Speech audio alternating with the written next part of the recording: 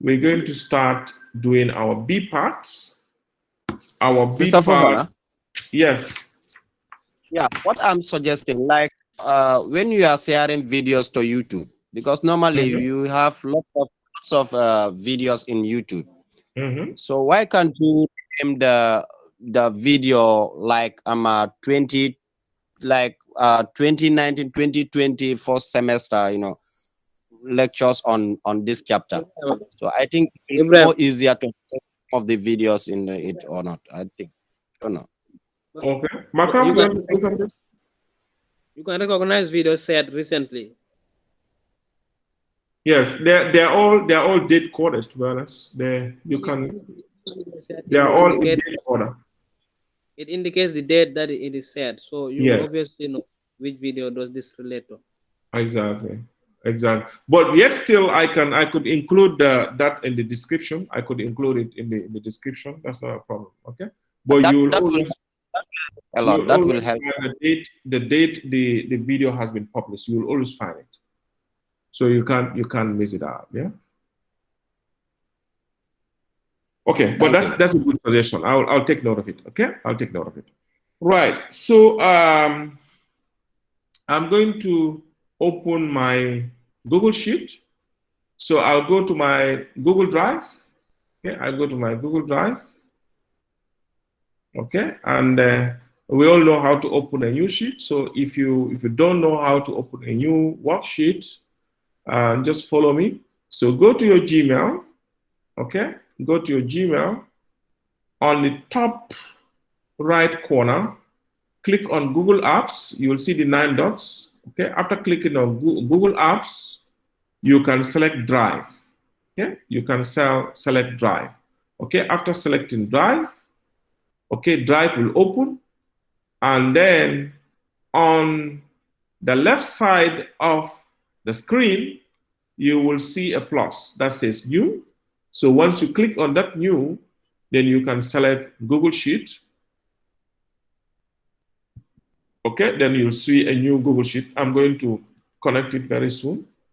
So make sure you have your question handy, because I cannot project two screens at the same time. Okay, I cannot project two screens at the same time. So I'm going to stop projecting the question, and I will project the spreadsheet. Okay, I'm going to project the spreadsheet instead.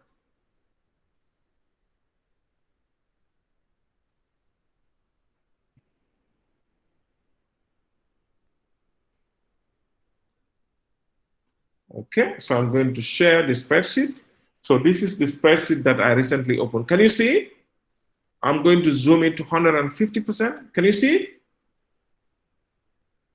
Yeah, we do. Okay, so I'm going to rename it. Once you open a new worksheet, it will say Untitled Spreadsheet. If you click on it, then you can type the how to call it the title of the spreadsheet.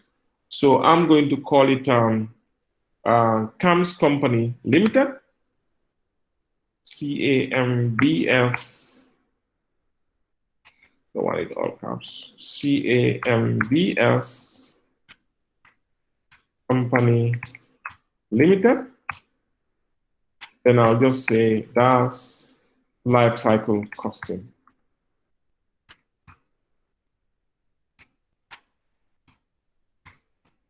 Kindly follow me, please. So we do the workings together. By doing that, you'll understand it more. Okay. So in case you miss out, if you refer to the video, it's going to be easier to understand. Okay. So the file name is CAMS Company Limited Life Cycle Costing. Sorry, the costing is CR. Yeah, life cycle costing. Good. So what are we required to do? We are required to calculate the total cash flow expected for the production and sale of Ventigas and comment on it. So our statement, the name of our company, I'm going to leave one space just as our margin, one space on top, one space on the side. Okay. Then I will call the name of the organization as CAMS Company Limited. So I just come here and I paste. Okay, I don't have to type it again. It's already typed. So I just select it.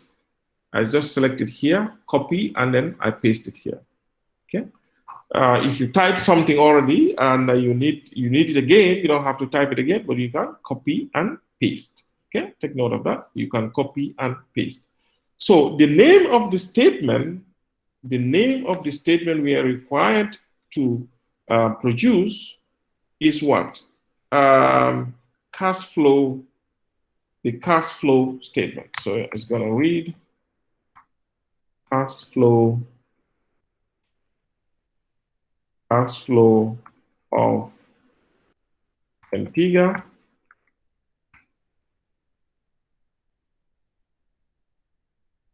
over its life. Cash flow statement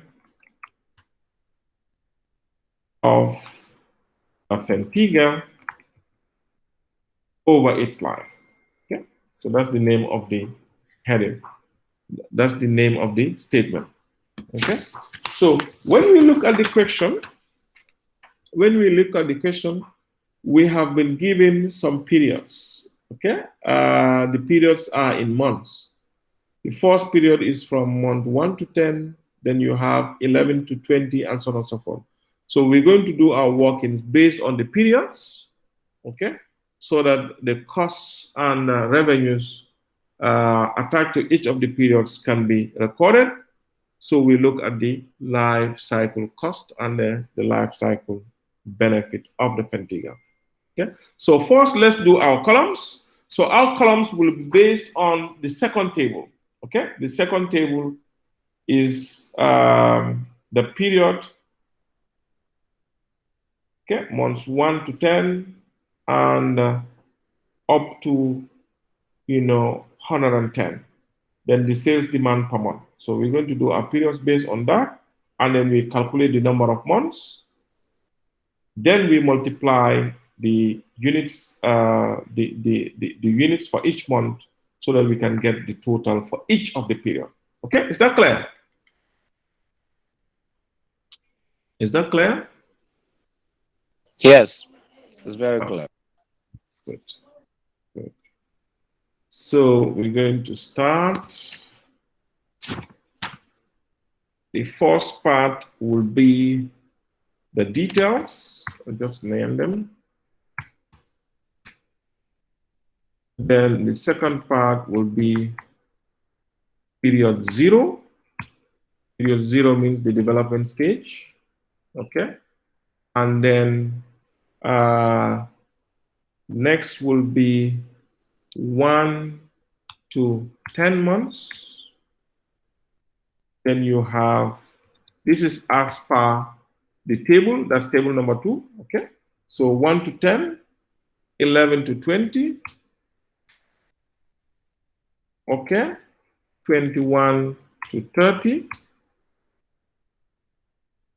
And 31 to 70. 71 to 80.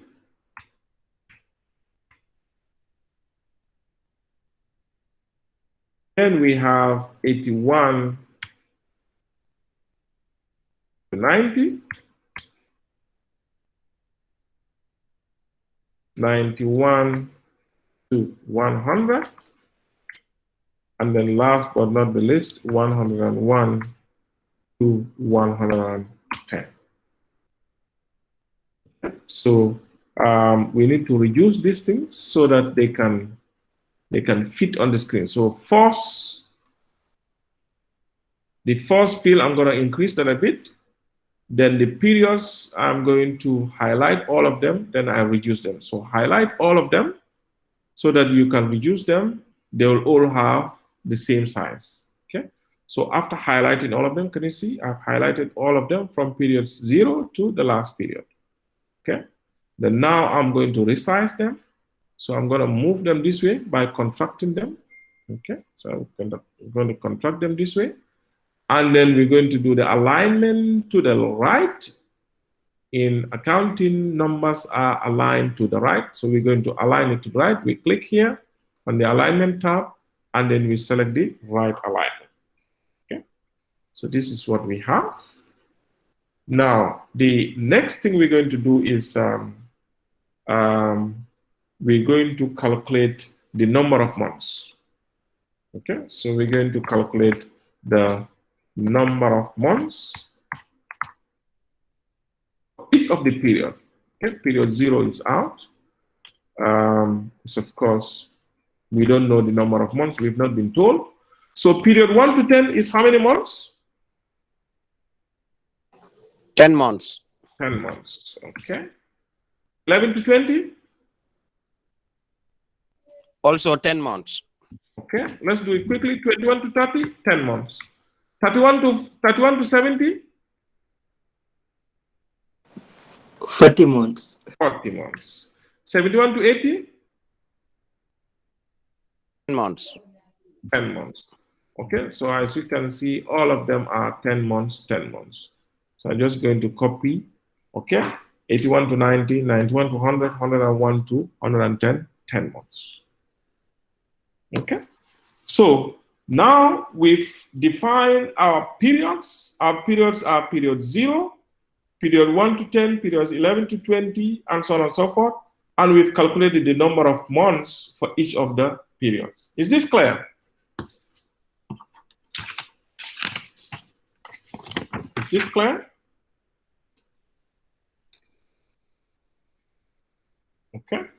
So now let's find the sales demand per month for each of the periods so that we can multiply to get our total sales demand. So we have our sales demand per month.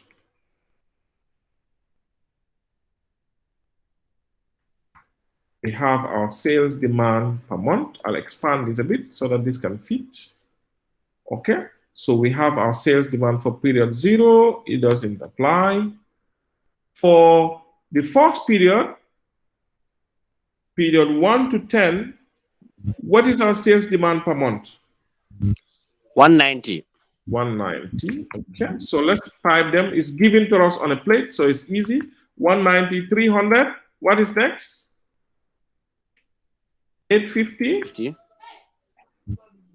1,500. Is it? 900. 900. 700. 700. 450. 450. And 300. And then 300. Excellent. So if we have to calculate the total sales demand for each period, what are we going to do? So sales demand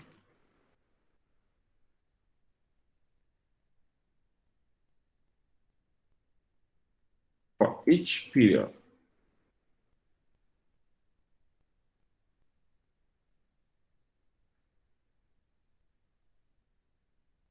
So how are we going to calculate the sales demand for each period? Okay? Yeah. We The just sales demand multiply. for each period will be in units, isn't it? It will be in units. Yeah. Okay. So the sales demand in units, how are we going to calculate it? We multiply the number of months by sales demand per month. Good, excellent. So we'll multiply the number of months by the sales demand per month. Okay. So we replicate that. Okay. Look at it, how fast that was. So for the first month, so for the first period, the sales demand is 1,300. So let me do 1,000 separator for them. So I'm going to highlight it. I don't like numbers that are in thousands without the number separate, without the 1,000 separator. Okay, very, very important. It makes life a lot easier for you when you want to read the numbers. So I'm going to highlight all of them, and then I go to format. Then I choose number. Then I'll take number formatting, but that will take them to 2 decimal place. I don't want them in 2 decimal place. So I can go and reduce the decimal place by clicking on this arrow. That's the decrease decimal place. So I just click it 1, it will reduce the decimal place 1, and I do it again, and it will remove all the decimal place. So it's like it's at a 0 dp, 0 decimal place. Okay. So so the sales demand for, what's it giving me this? Oh, because I have formatted this one. No, this one should not be. Why do I have this period? Okay, let me just undo this. Okay, the period 1 to 10 is seeing them. These ones are just periods, not numbers. So I'm not going to format them. So I'm going to start formatting from here. Can you see? So I'm going to start formatting from here. This top part here, they are not numbers also, because if you format them, it gives you a funny number. Okay, so I'm going to start highlighting from, where the number starts. Okay, then I'll go to format, number format. Okay, I've got them in 2 dp, just like I've said before, decrease the dp. There you go. Okay, good. So I have the sales demand for the first period as 1,900, 3,000, 8,500, 60,000, 9,000, 7,000, 4,500, and 3,000. Is this clear? So far, so good. Any questions?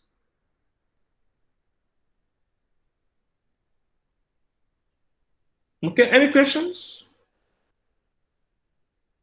Okay, so whatever is going to follow will be monetary items. So we're going to put our heading, our dollar heading. Okay, so we have our dollar heading. We're going to copy this to all the columns. Can you see? Okay, make sense? Make sense? So now we have to calculate our cash flow.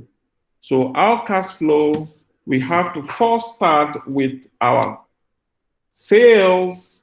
We look at our variable cost, we find our contribution, and then we find our total contribution and include the other cash flows there. That's exactly what we need. Because the question gives us the sales demand, the variable costs. So those are the 2 things that have been given to us. The third thing that have been given to us are the costs that have been incurred, and we've all agreed that these are costs that have been incurred during the development stage. Okay, is that clear? Is that clear? Yeah, it's clear, very clear. Oh, excellent. Right, so I think we are getting tired, but we must complete this question so that tomorrow we have class. Take note, tomorrow we have class, so that tomorrow we can start a new topic, okay? We can start a new topic. We have class tomorrow. That's our normal class, yeah? So we're going to do our selling price per unit.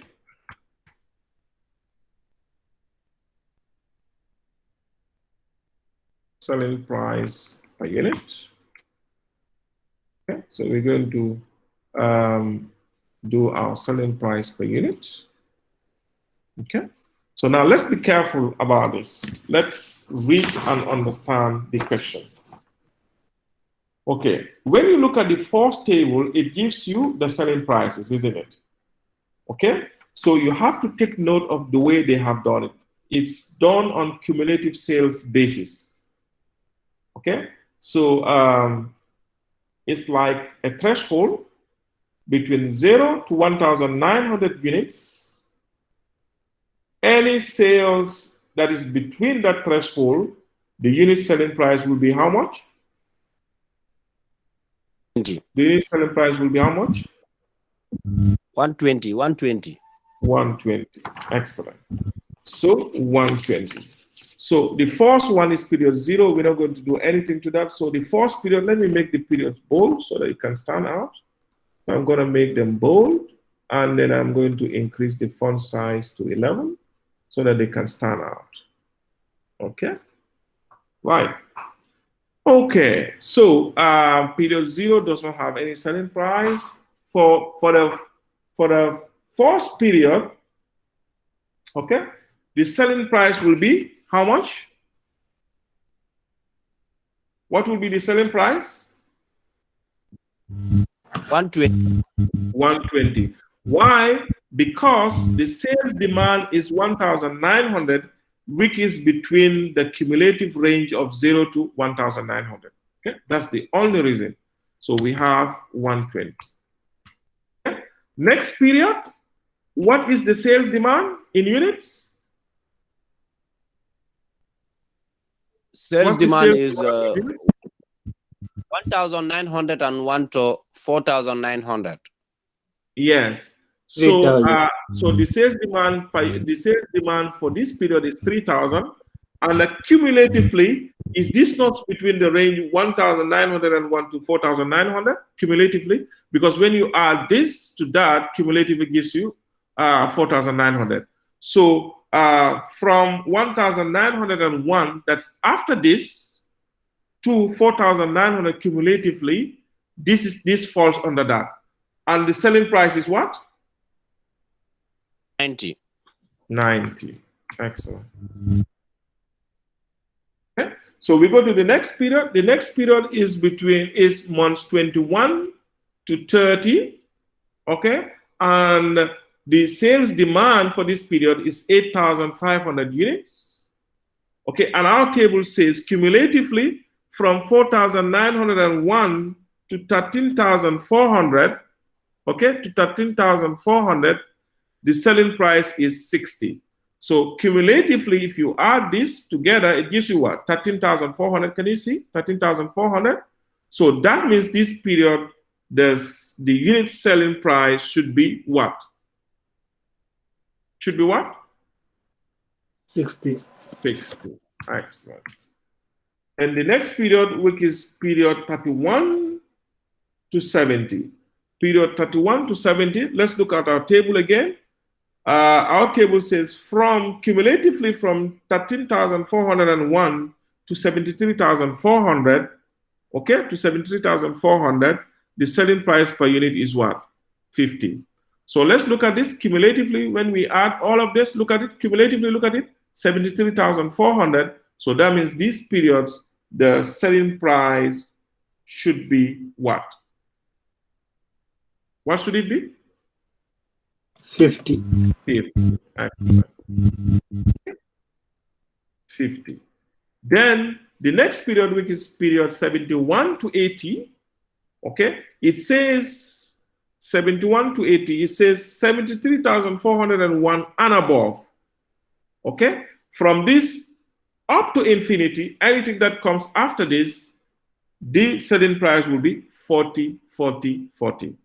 So after the 50, everything else will be 40. As simple as that. So 40, we take it over. So for the last 4 periods, the selling price per unit will be 40, 40. Is this clear? Okay.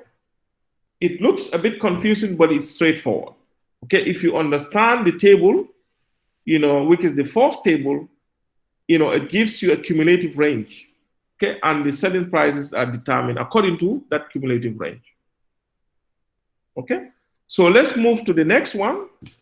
The next one will give us the third table. That's the table at the bottom. The unit variable costs are expected to be as follows. Okay, that one is different from the way the sales unit have been analyzed.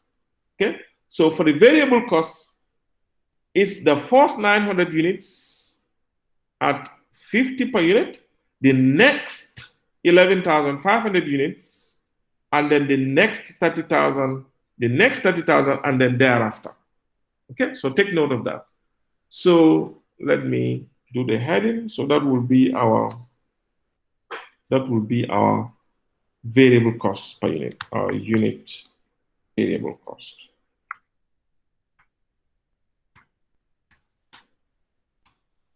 Our unit variable cost. Okay, so when you look at our unit variable cost, let's go to our table. Okay, let's go to our table. Like I said, the last table, it says the first 1,900 units is still making reference to this, the sales unit that we have calculated. Okay, let me make it bold so they can also stand out. Okay, it's still making reference to this sales unit. So it says that the variable cost for the first 1,900 units is 50 per unit. Okay, it's 50 per unit. So the first period, does it fall under this category? So what's the variable for the first period? That's the period 1 to 10? It's 50 per unit. 50. Excellent. 1,009. Okay. Then the next one, it says the next 11,500 units. So we've dealt with this. So now it says the next 11,500. So the next 11,500 will be when you add these two together. When you add these two together, look at it, 11,500. So each of these periods should have their corresponding variable cost per unit. Which is that? Okay. What's their corresponding variable cost per unit? $40. 40. Okay, $40, $40. So since this and that falls under the next 11,500, can you see? Each of them will have a unit variable cost of 40 and 40. Okay. Then we go to the next one. It says the next 30,000. Okay. So what is next? We've dealt with this. We've dealt with this. We've dealt with that as well. So now what we need to deal with is period 31 to 70, which has got a total sales demand of 60,000. But now it's breaking this 60,000 into two. The next 30,000 units will be at 25, that's the variable cost. And then the next 30,000, that's the second 30,000, will be at 30. So take note of that. So the variable cost for this period will be 2. Don't average them, but you have to do for 2. So the variable cost per unit for this period will be 30 and it will be 25 and 30. 25 and 30. It's 34.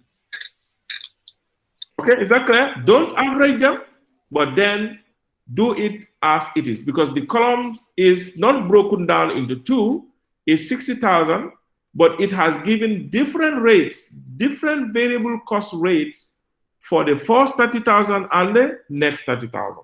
So that's why you have 25 for the first 30,000 of this 60,000, and then 30 of the second 30,000 of this 60,000. Is that clear? Sorry, Mr. Fofana. Yes, sir. It's 30 and 25. Sorry, 30 and 25. No, not 25 and 30. Yeah, you're right. 30 and 25. Yes. It's 30 and, sorry. 25. Correct. 30 and 25. Yes, you're right. Okay. Then it says thereafter.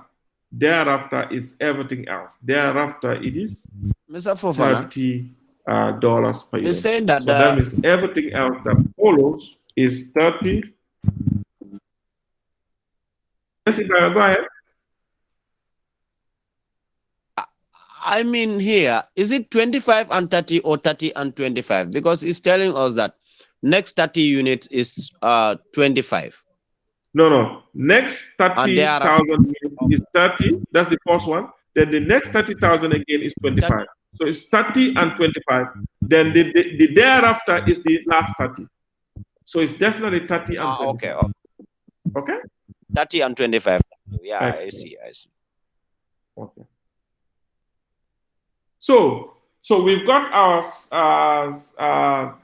selling price per unit. We've got our variable cost per unit. So what we need to find is our unit contribution.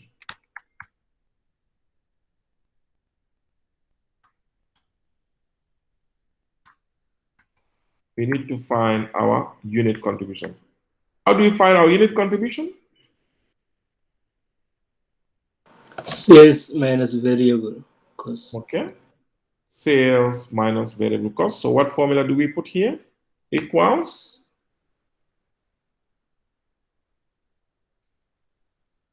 D11 minus D12. We enter, and then we replicate.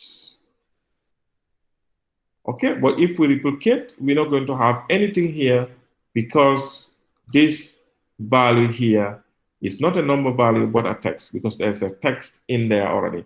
So we're going to do this manually. So the selling price per unit for the period 31 to 70 is 50. The variable cost per unit is 30 and 25. So what will be the contribution per unit?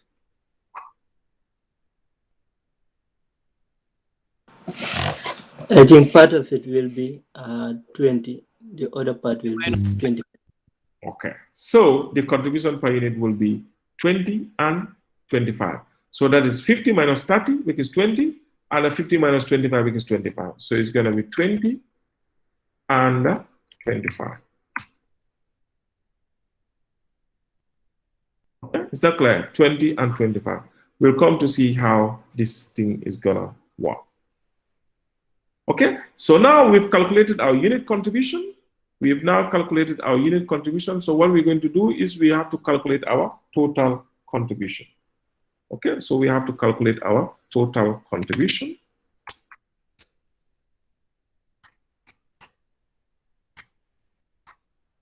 We have to calculate our total contribution. And our total contribution, how are we going to calculate our total contribution? How are we going to calculate our total contribution? I think it is going to be contribution per unit times the sales demand for each period. Excellent. So what formula are we going to use, Omar? Equals to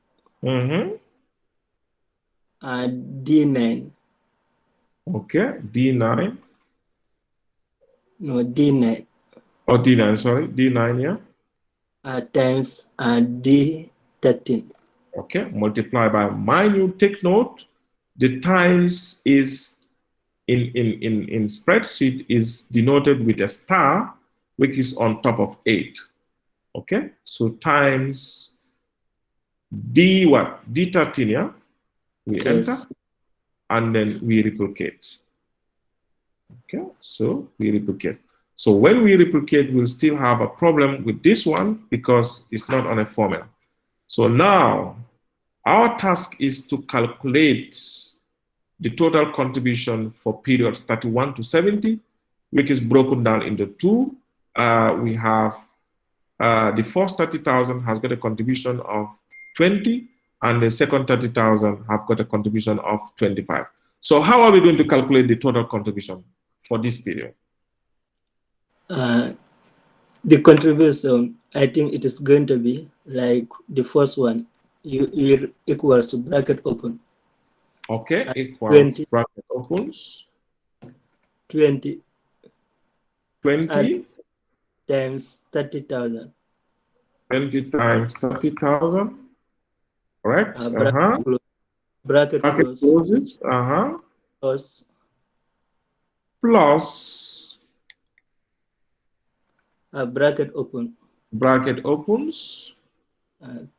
30,000 times 25. Okay, 25 times 30,000. We close the bracket. Excellent. And then we enter. Correct. That is correct, Omar. That is correct. Okay, that is correct. Okay, but we could do this in another way. We could do this in another way by using, I think this is called what? The commutative property. So we could say, because 30,000 is not supposed to appear twice, we can make it appear once. So we could say 20 plus 25. 20 plus 25 multiplied by 30,000. I will save us time and long calculation. Okay, you enter, it gives you the same thing. Okay. So what you have done, fine, Omar, is correct. You can say 20 times 30,000 plus 25 times 30,000. But as accountants, it's easier for us to add the 20 plus 25, then we multiply it by 30,000 once. Yeah. Okay, so that everything we multiply by 30,000, we multiply by every day in bracket. Yes, so that works. Okay. So now we've calculated our contribution. I hope it's clear to everyone. Now we're going to calculate our cumulative cumulative cash flow. The only cash flow we have is our contribution and what?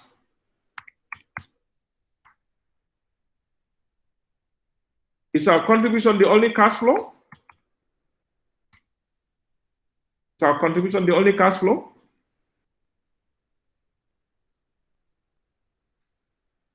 Class?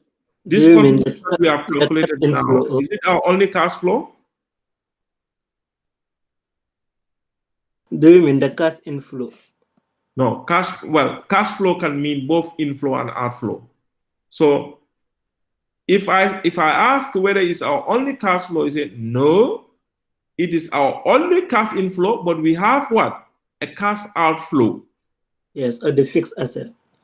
Okay, the cash outflow. So what are our cash outflows? There are some outflows that happen in our period 0, which is our development stage. Okay, those were two. The 500,000, the development of the product cost, and then the acquisition of the machinery for production cost. That's 175. Okay, those ones will be outflows, whilst the total contributions that we have calculated here will be inflows. But what we need is a cumulative cash flow. So for period 0, we must bring our cash flow for period 0, and then we find a cumulative cash flow. So for period 0, the cash flow, should it be a negative cash flow or a positive cash flow?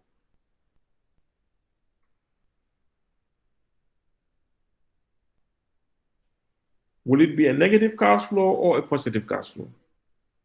It will be a negative cash flow. Negative cash flow because it is only cash outflow. Okay, exactly. A negative cash flow is cash outflow. Okay, the contributions are what? Positive cash flow because they are cash inflow. Okay, is that clear? So we're going to calculate our total cash inflow. So we will say, how do we make it negative here, Omar? How do we make it negative here? We want to show them. We want them to show as negatives. So what formula do we put here? Let me try equals to. To write negative before the bracket. Is that going to work? Excellent. Then bracket opens. Yeah, bracket open. Equal sum. No, you can just bring the number straight. You can. The sum may not be wrong, but then you can bring the number straight. You add. So 500,000 plus 175,000. 175, 1, 2, 3. Yes, bracket. We close the bracket. Enter. We enter. If we enter, it gives us a negative number. Okay, so let's format this so that we don't have a minus. This is very odd. This is for non-accountants. Our numbers don't look like this. Okay, our negative numbers should be in brackets. So we're going to format it using the financial number formatting. Okay, we use the financial number format so that negative numbers can be in brackets. Then we're going to reduce the decimals. Okay, so we have our negative number. Okay, so cumulatively for period 0, we have an outflow of 675,000. Okay, but if we need to accumulate, if you need to do a cumulative cash flow for period 1 to 10, how are we going to arrive at a cumulative cash flow for period 1 to 10? What are we going to do? Quick. Let's do this. I think we should finish this in 5 minutes. Okay. I think everybody's tired. It should be. Sir. Yes, sir. I think it should be minus 676. Minus 675,000 plus that. Okay. Okay. So what formula do we put equals? Equals to C16. C16 minus plus this thing, what's the name? D15. plus D15. I think. But you it's- can put the find the absolute. net cash. You can find the net cash flow. Yes, the cumulative cash flow. I think you can use the sum formula. Okay, this will also do. If you say equals C16 plus, did you say D15? Yes. Okay, then you enter.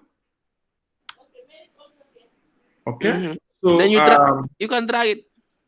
So I Okay. think this one you have to make it absolute. No, No. no. Let's see how it's going to go. Okay, so you say we should drag it. Okay, let's drag it. Yes. Okay, if we drag it, is it correct? It's not. Huh? It's not correct. So. It's correct. It's correct. Ibrahim is brave enough to say it's not correct. It's Why? correct. I think it's correct. Is it correct or is not correct? It's correct.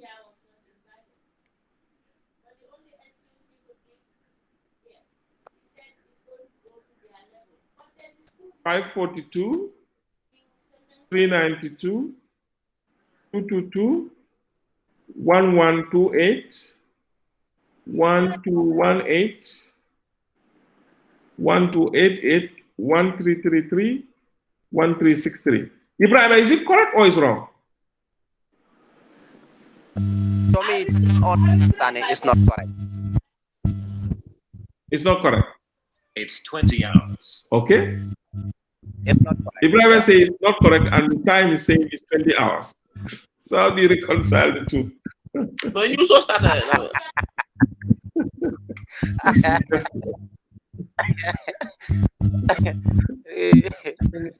So Abdul Aziz, what do you say? Is it correct or is it wrong?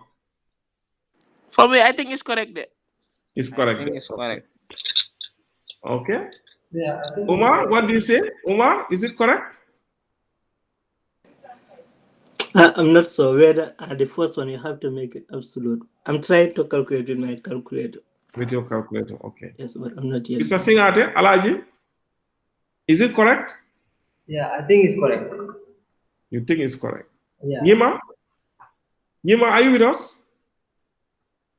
No, I'm not few hours, but I like, just the entered in way class. the figures are arranged. I You think just answer. because if you look at the periods, we are moving from negative to positive figures. It doesn't tell you the stages of a product. Okay, so Alaji, what are you saying? Is it correct or is it wrong? I'm saying it is correct. It It's is correct. Yeah, it is correct. It's correct. Okay. Ibrahima, are you convinced now that it's correct? Yes, Have I'm you- convinced it's have you used your correct. calculator? Have you used your calculator? Yeah, I also confirm from my calculator it's correct. That is correct. Excellent. It's a fast way of doing it. So in a sense, what it is, if you're going to do So a what- cumulative cash flow, what do you do? Mr. Sorry. If you want to do a cumulative cash flow, what you do is the current cash flow plus the previous cash flow. Simple. That's what exactly that we did.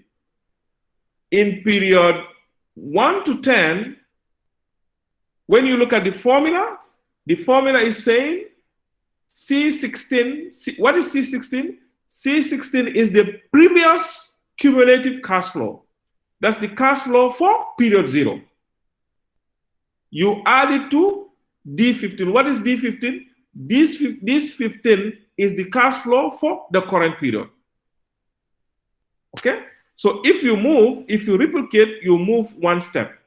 When you look at period 11 to 20, okay, what has it done? It has taken from the previous period. The previous period to period 11 to 20 is period 1 to 10. So it has taken the cash flow, the cumulative cash flow for period 1 to 10 and added to the current cash flow for the current period, which is period 11 to 20. So it can never be wrong. It is correct. Okay?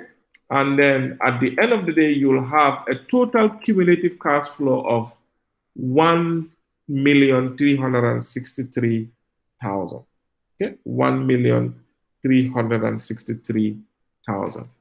So when you look at this cash flow and your comments, what your comments will be For period 0, we know that naturally the cumulative cash flow is 0 because there was only outflow.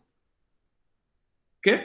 Now I'm talking about the comment part of it. You do the calculation and you comment. So I'm not going to dictate or whatever, but I'm just explaining the comment part so that you can understand and you can comment on your own.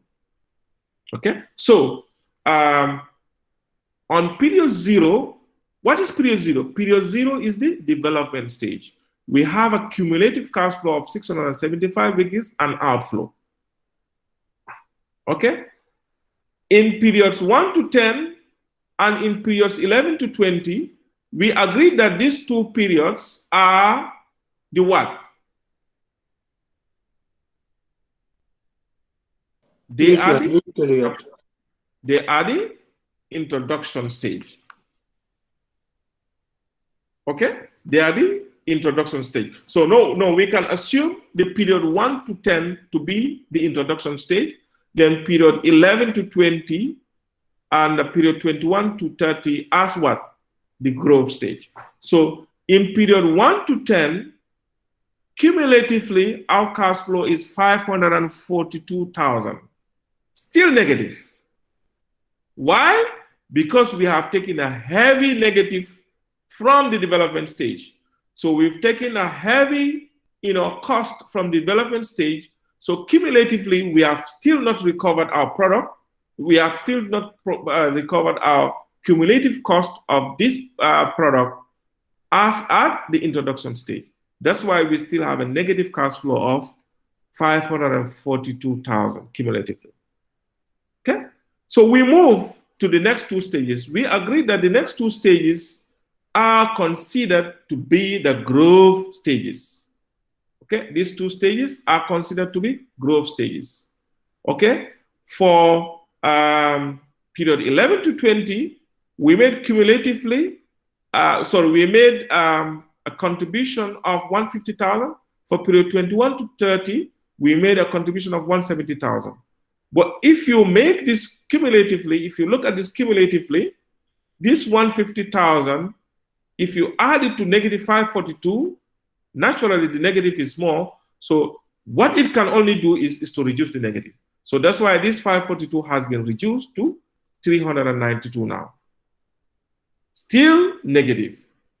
So you come to the next period, period 21 to 30, still the 170 can reduce this 392, but it cannot, consume all of it. So that's why when you take the 170 from the 392, the cumulative cash flow, the cumulative negative cash flow reduces, but it's still negative.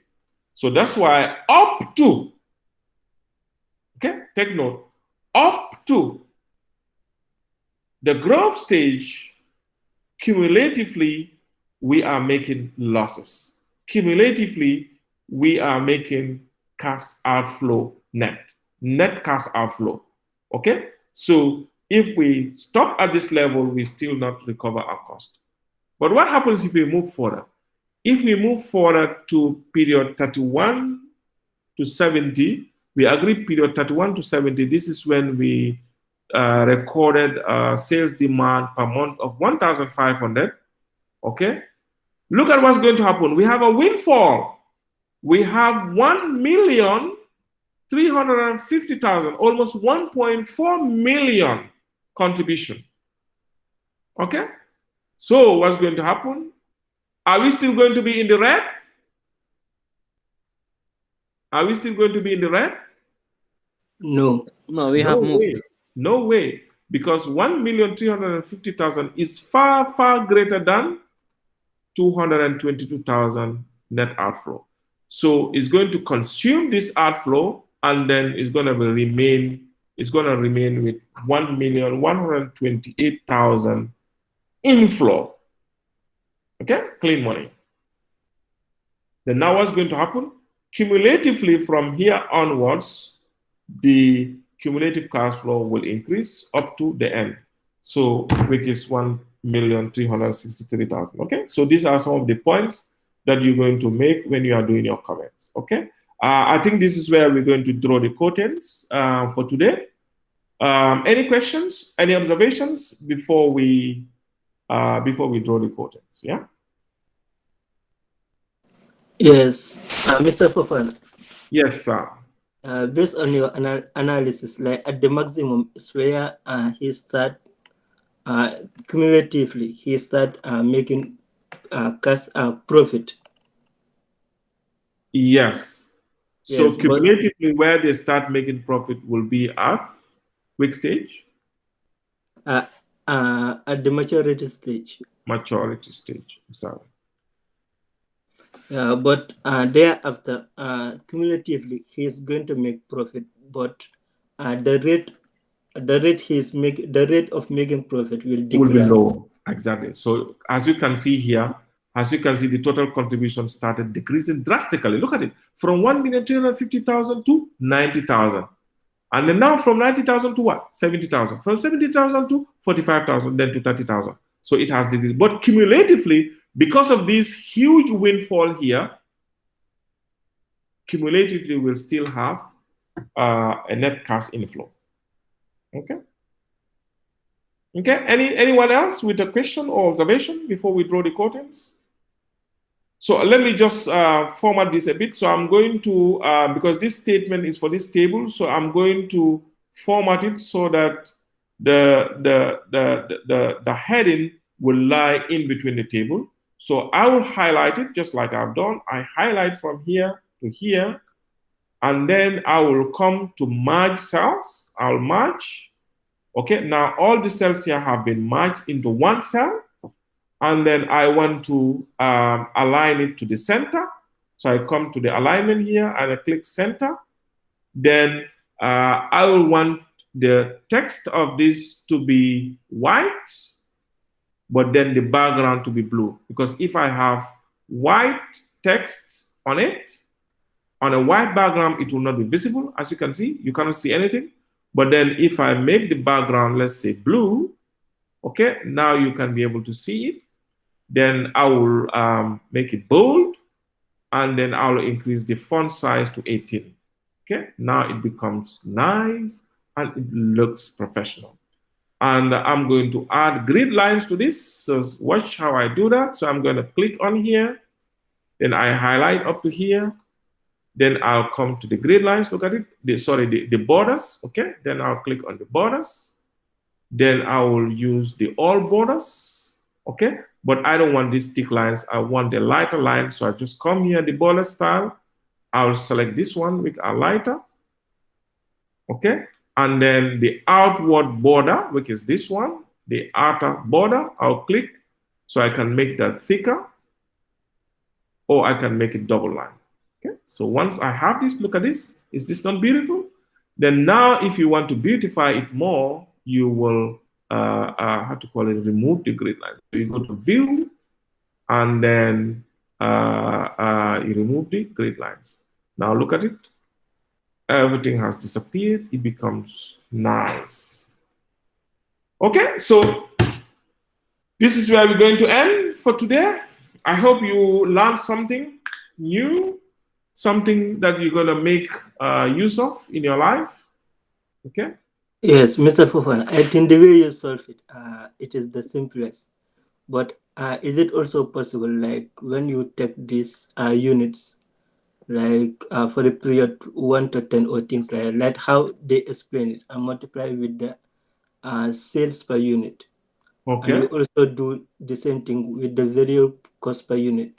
When you subtract them, you obviously have the contribution, and later you subtract at the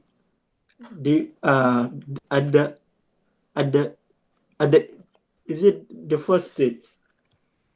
The what? Like the design, like yes, the development cost. The development cost, and later when you subtract, I think you will have the same answer. Yes, you'll have the same thing. You can do it that way also. You can have it. You can do them in different ways, definitely. But I think this one is the simplest. Yeah, this is the simplest, obviously. Yeah. Okay. So, any more comments? I hope you like the class. I hope you do that. Yeah, it is just interesting. Okay. So tomorrow also, inshallah, we'll continue with our normal class. Yeah. Okay. Tomorrow we'll continue with our normal class. So have a good night. Sorry for taking you this long. I